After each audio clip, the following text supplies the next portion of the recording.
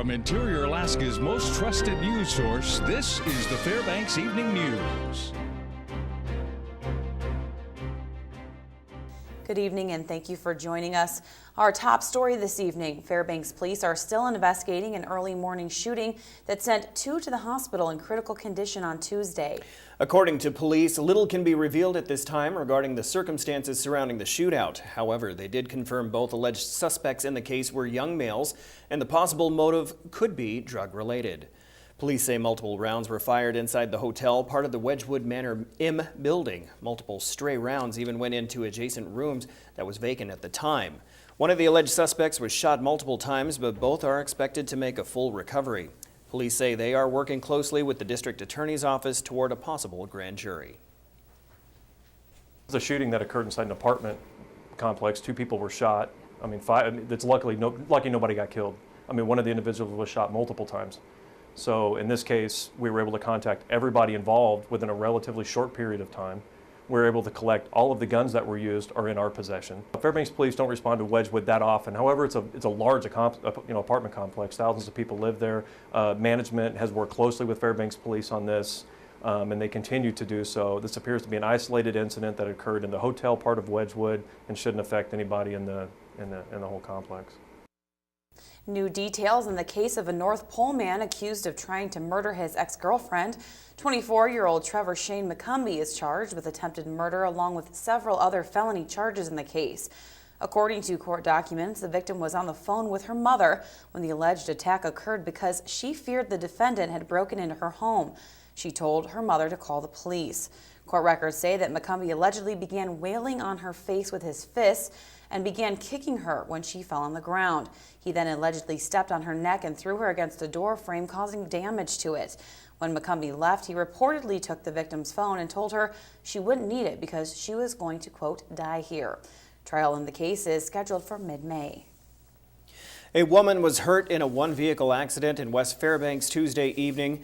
The crash occurred on the access ramp that runs from Airport Way near Fred Meyer West to the Mitchell Expressway/Parks Highway. It appeared that the vehicle had skidded out of control on the ramp and ended up on top of the snow berm at the side of the road. Passers-by were helping an injured woman who was lying on the roadway beside the vehicle. They brought her coats and blankets to keep her warm until an ambulance and state troopers arrived and took over the scene. Parents of children in the Fairbanks North Star Borough School District are speaking out about impending budget cuts that will affect students statewide. The news center spoke to some of those parents and has more now in this report. The Fairbanks North Star Borough School District is fighting a budget cut that could result in a loss of anywhere from 50 to 70 teachers, nearly doubling some class sizes next year. Diminished funding is going to mean not just fewer teachers in the classroom, but it's also going to mean that all that support staff, all the people who go into making sure that the teachers can teach, the payroll clerks and the maintenance crews and the front office staff, administration, all of that, that's going to diminish every child's ability to learn.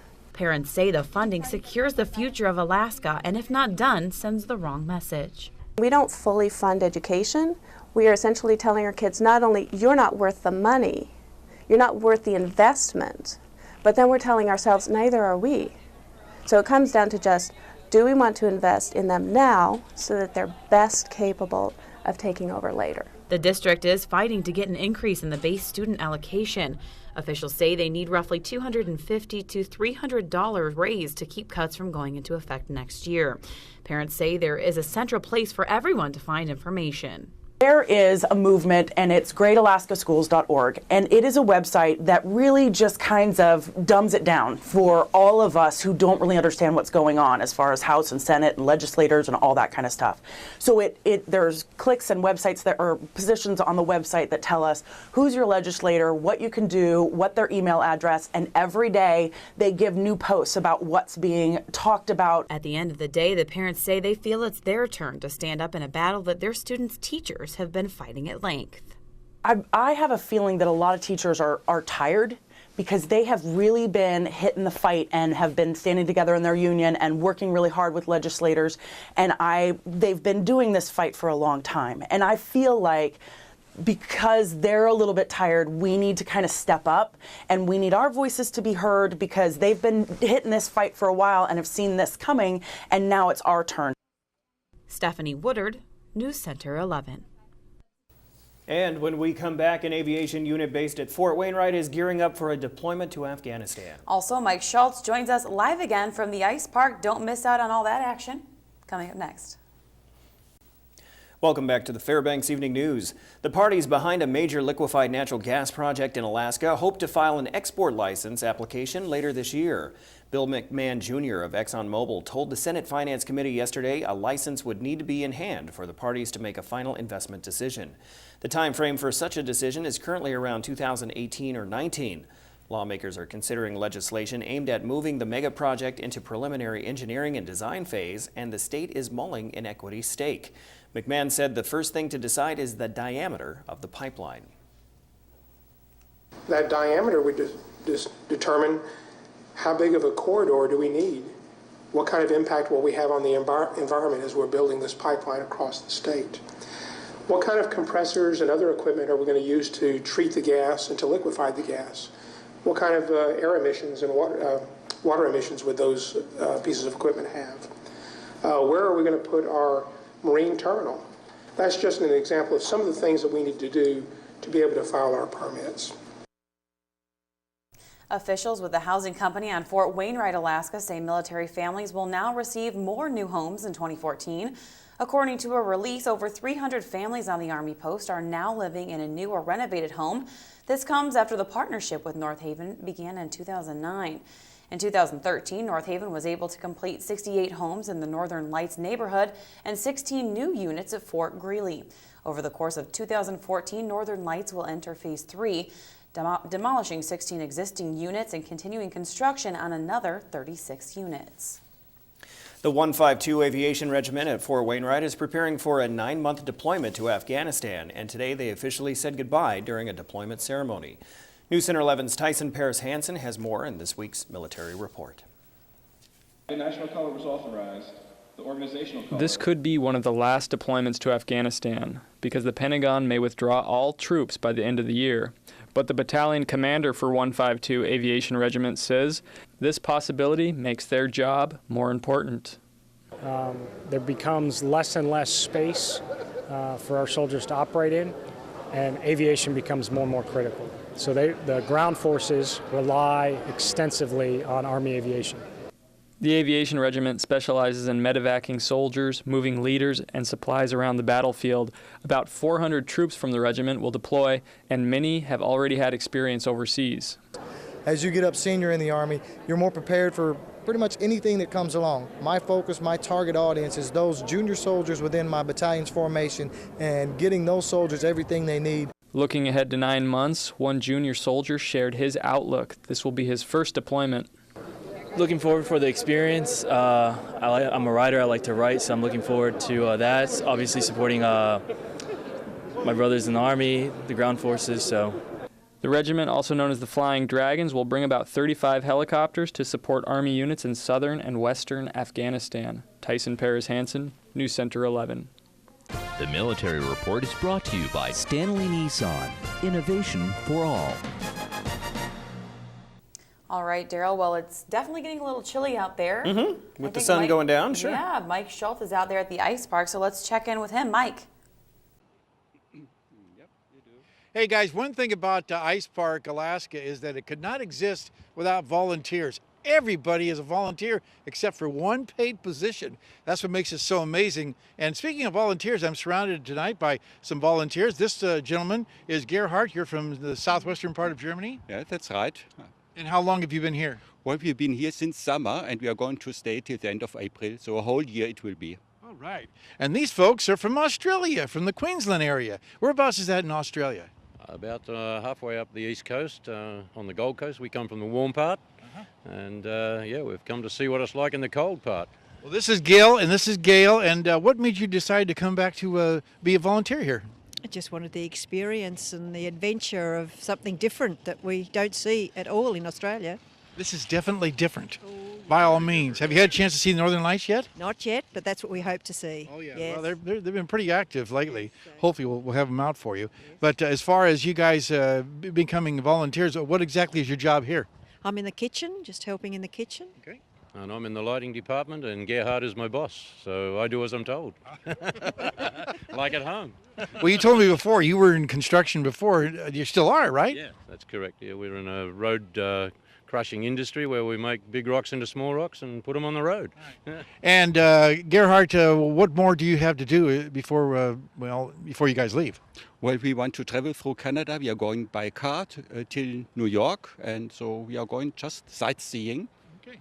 Well, again, like I said, this place could not function without the volunteers. We really appreciate you guys being a part of this. And tomorrow night, we're going to have a gentleman here that was at the Sochi Olympics. So it'll be interesting to talk with him. But right now, we're going back to our studio, and I'll be back later on with weather. All right. Very good. Okay, Joe Cook joins us now. What's going on in sports on a Wednesday? Well, lots of basketball. Lots of basketball. Yeah, we got a preview of the UAF-UAA game. Right, that's Yes, yes, sir. And some stellar performances in high school basketball last night. So stick around for sports.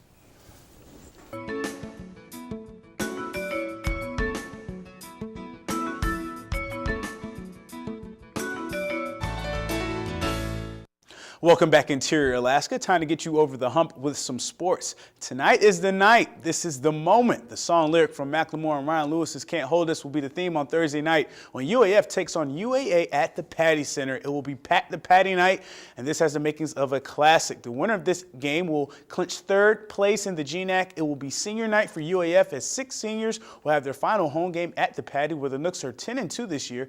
The seniors could stop a nasty trend as well. The last time the Nanooks beat the Seawolves was January 28th, 2006. UAA has won the last 16 matchups and won this year's GNAC opener for both teams, 96-76. The Seawolves also smashed Western Oregon 96-77 in their last outing, draining a school record 27 threes, led by Kyle Fossman's 40 points. It will be UAA's #2 scoring offense against UAF's #2 scoring defense. Even with all the numbers, this will be an intense rivalry game that means something, so this will be a battle of wills. We need to beat UA. We need to keep working, keep progressing. I think we are in this program to get to a point where we beat UA. And we've gone into every game since I've been here expecting to do that, and we expect to do that tomorrow night. We can get up and down the court just as much as they can. We can score just as much as they can, but we have to know when to settle down and open down on defense. So I think defense is key in this game. Yeah, it's going to come down to us playing defense and then us getting stopped. So it's going to be a big night for us, and got 6 seniors on the team. We all want to go out with a bang, so it's going to be a fun one. Now, the women's team is on the road to end their regular season. Their last 2 games are at GNAC leader MSUB on Thursday and 5th-ranked Seattle Pacific Saturday. The Nooks are 0-8 against upper echelon teams, but half of those losses were by 5 points or less. A win in their last 2 will be huge for UAF. A 10th win will be their first double-digit win tally since 2007-2008, and their most conference wins from that same year. Even though the ladies aren't GNAC tournament bound and will face a tough challenge to end the year, for them this final road trip is about finishing strong and building momentum for next season. We've played these teams before, so we know what they do, so it won't be the same game as it was the first time, and hopefully we can just get these wins for the end of the season, build some momentum for next season. We need to get better at making adjustments as players on our own, so that we can counter the adjustments that they're making. There's a level of pride and heart that I think this team has, and they're committed to that. You know, they want to make it a great showing for our seniors, and they want to be ready for next year. And last night in high school hoops in the MAC Conference, the North Pole Patriots and West Valley Wolfpack faced off, and 2 players had some great individual performances. West Valley's Trayvon Brackett and Khalil Stewart of North Pole, they went point for point in the first half. Brackett scored West Valley's first 7 points, and Stewart had North Pole's first 8. Brackett had 16 points in the first half as the Wolfpack hit 4 threes in the second quarter and led by 8 at one point, but Stewart, he had 25 points in the first half, brought North Pole back within Evening 33-37 at the break. The second half, though, was deja vu for North Pole as the Wolfpack again pulled away in the third. West Valley outscored the Patriots 27-9 in the third and cruised to an 86-49 win. The Wolfpack had 11 players score. Daniel Hornbuckle had 16, but Brackett led them with 28 points. The man of the night was Stewart, who finished with a career-high 35 points. Brackett scored 35 against Seward, and Hornbuckle had 36 points against Juneau. So interior players having some of the best scoring outputs in the game in 4A this season. Stewart and Brackett talk about their scoring duel. We were just both playing hard and doing what we had to do to try to win the game. That was pretty fun. We were talking to each other the whole time. I didn't know exactly what to say. Like, he would say something to me, I'd laugh, and then we trying to distract each other. It was pretty fun, though. I never had a game like that, so it was pretty fun. I think we still could play better because we're still giving up a lot of second chance points, and we haven't played a full game, I don't think, yet. We're just going to take practice from here on out. We have I have 2 more guaranteed games. We all have 2 more guaranteed games. So we just have to want it in practice, and we'll be fine. And the girls' game was all West Valley. Ruthie Hebert had 14 points in her return from a concussion to lead 3 other Wolfpack players in double figures, including Carly Marquez, who had 11 points. Alex Parker led North Pole with 5. West Valley rolls hard with a 62-10 conference win over the Patriots. In other high school basketball scores, the Hutchinson Hawks swept the Allison Ravens last night. The girls won 49-37, led by Kiana Edwards. Per 14 points. Larissa Franklin had a game-high 16 for Allison. The Hutchinson boys, they came away with the win over the Ravens 86-49 after leading 49-17 at the half. And that's it for sports tonight. Thanks for rocking with me for a little while. Stay warm, Alaska. Mike Schultz is next with your full weather forecast, and we'll catch you next time. Hey, welcome back, everyone. Once again, Mike Schultz live and direct from the ice park. And a nice day across the interior. Once again, a few high clouds. Temperatures slowly warming, and we're looking at 30 degrees by Sunday. We'll tell you more about that in a little bit. Let's go to our photograph for tonight. And I'm not playing favorites here. The photograph was shot by my wife yesterday. She came to the ice park and was able to get this nice photograph of these 2 rams butting heads against each other with the trees in the background there. And again, if you have a photograph to share, by all means, send it to photos@ktvf11.com. Look how clear that ice is. Okay, numbers look like this. Normal high 16, today's high 21. The overnight low was 11 below, where it normally should be 10 below, so right around where it should be. Record high 43, 1911. Excuse me. Record low 53 below in 1932. 9 hours and 55 minutes of daylight. We'll go over 10 hours tomorrow. Here's what our satellite, actually, real quickly again, air quality index, Fairbanks and North Pole, unhealthy for sensitive groups. The elderly, children, and those with respiratory problems, you should stay indoors. Now let's go to the satellite and radar, show you what's going on across the state. Not a whole lot. A few more clouds moving in from the south and the west, but other than that, the high pressure still continues to maintain that flow, bringing in warmer temperatures. Lower 48 weather in just a little bit. Across the state today, looking at clear skies over southeast Alaska, rain over Kodiak, rain and snow around the Cold Bay area. Also raining at Bethel, 39 degrees and 7 degrees at Barrow. Now the lower 48 weather, and we'll spin across and show you that the clouds are thickening and rain is moving into over Southern California. Good for them. Some showers over the East Coast and a little light snow off and on over in the New York area. On our satellite and radar, once again, you can see a lot of moisture moving across the southeast, and then some more lake effect snows across the Great Lakes, and there's the big storm moving in on the west coast. They really need that rain. In fact, our next graphic will show you once again how much rain we're looking at. 2 to 4 inches locally, possibly as much as 8 inches in the Los Angeles area in the next 4 or 5 days, and feet of snow in the Sierra Mountains. That's good for the folks there. When that melts, that'll become a lot more water for them. And the jet stream, once again, showing that flow coming right off the Pacific Ocean across from the west to the east, while the frigid temperatures remain over the Great Lakes. Okay, back to Alaska for tomorrow. Here's what it looks like. And again, we're talking the northern sections, cloudy skies at Barrow, rain and snow in Nome, and sunshine for Fort Yukon. Over the the interior, I should say, looking at mostly clear skies for Fairbanks and Healy, clear skies for Delta Junction, while over the southeastern sections, not a bad forecast. Again, partly cloudy to sunny skies for Juneau and Ketchikan. Out to the southwest we go. Again, once again, a mixed bag of weather there. Looking at rain and snow for Cold Bay, rain showers at Bethel, and rain in Kodiak. And if you're heading on down the Anchorage Bowl area, not too bad of weather there either. Looking at rain showers for Homer, but partly cloudy skies in Valdez and Anchorage. Time once again for our kids' weather. Only this week this week we've been talking with the kids from Denali Elementary. Here's the teacher with an interesting comment. Hello, my name is Karen, and I'm in Miss Harmon's 3rd grade class at Denali. My weather question is, does the Aurora Borealis have something to do with the weather? Getting ahead of myself, tomorrow night is the teacher. Now, the young lady had a question about Aurora Borealis or Northern Lights. That doesn't really come into effect when you're talking about Earth weather. That's more like space weather. That's coming for the solar wind that creates all the aurora lights. Tomorrow night, we'll have a fact from the teacher. All right, here's your forecast for the remainder of the night. Again, we're looking at 12 degrees below zero, scattered high clouds, not as cold as last night. Tomorrow's forecast, getting better, 24 degrees, sunshine, and the 5-day outlook looks even better. As you can see here, temperatures once again heading toward the 30-degree mark by Sunday with nothing but clear to partly cloudy skies right on through the 5-day outlook, and daytime highs also warming up too. Back to you guys. All right, So thank that's you very space much. weather, Oh, huh? absolutely. You know, it can be tricky, especially when you get like an ice jam in space. That's called a space jam. That was a good one. Very true. Oh, I just can't take it. Space weather, Earth weather. Absolutely. Yeah. Well, thank you, Mike. We appreciate that. Before we go, Saturday, March 1st from 11 a.m. to 4 p.m. at the Westmark Fairbanks Hotel. It's the largest bridal showcase in the interior. Joe, That's free right. admission. Fashion shows by Anderson's Bride and Alaskan Floral. Door prices over 50 vendors. And guess who's going to be hosting it, guys? Joe? No. You. Me and JR. Very Oh, good. okay. Okay. The Lewis in action. Very good. Lewis, yeah. All right. That'll wrap up this edition of the Fairbanks Evening News. As always, we are glad you could join us. Tonight on NBC Nightly News, inside the booming new business of legal marijuana in Colorado.